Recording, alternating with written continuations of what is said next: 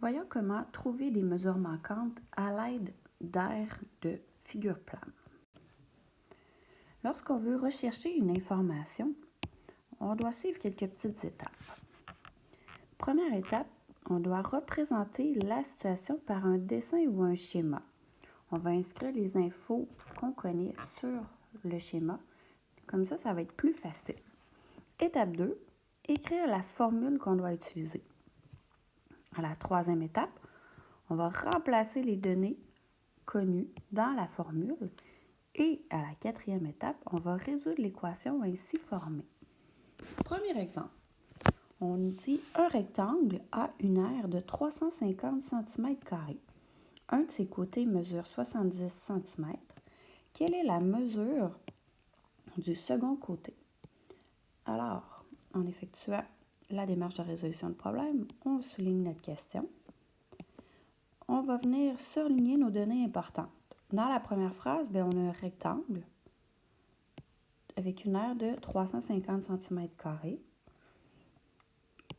Un côté mesure 70 cm. On peut donc aller débuter nos étapes de représentation. On va se dessiner un rectangle.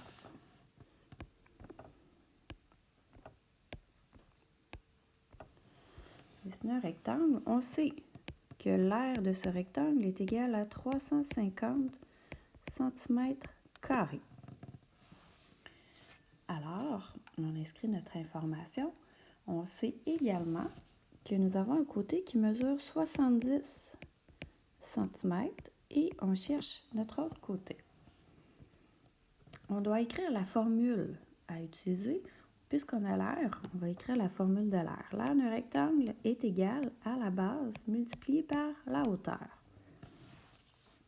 Dans ce cas-ci, on connaît l'aire qui est 350 cm². On connaît la base qui est 70 cm et on cherche la hauteur. Alors, on va remplacer dans notre équation, remplacer le A par 350 qui est égal, remplacer le B par 70 fois H.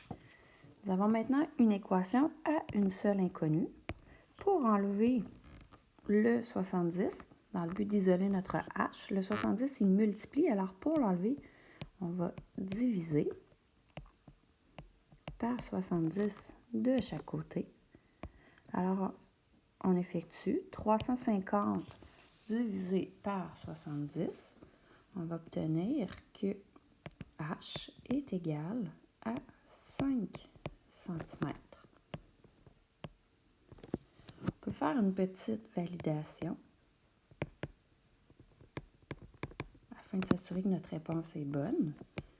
Si on remplace la hauteur par 5 dans notre formule, si on fait 70 multiplié par 5, on trouve une aire qui est égale à 350 cm², qui fonctionne avec l'énoncé du problème.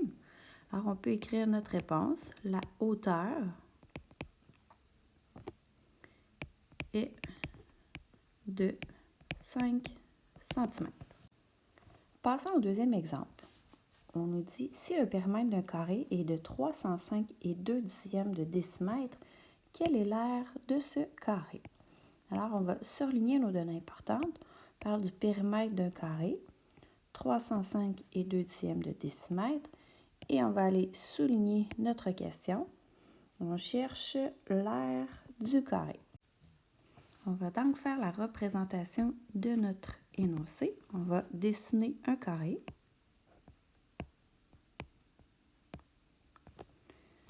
Dans notre carré, on sait que le périmètre est égal à 305,2 de décimètre. Puis, nous, on cherche l'aire. Alors, première étape, pour déterminer l'aire d'un carré, on doit connaître la mesure d'un côté. On va devoir utiliser le périmètre pour déterminer la mesure d'un côté. On sait que le périmètre est égal à 4 fois la mesure d'un côté. Alors, 305,2 est égal à 4C. Pour isoler la mesure de notre côté, on va devoir diviser par 4 de chaque côté. On obtient donc que la mesure d'un côté est équivalente à 76,3 décimètres. Et maintenant, on est en mesure d'aller déterminer l'aire de notre carré.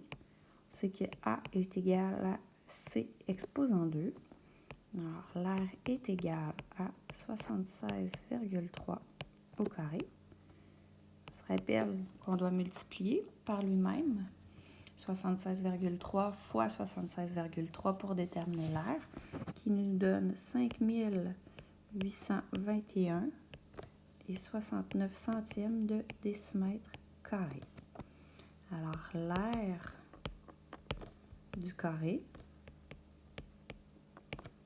est de 5821,69 décimètres carrés.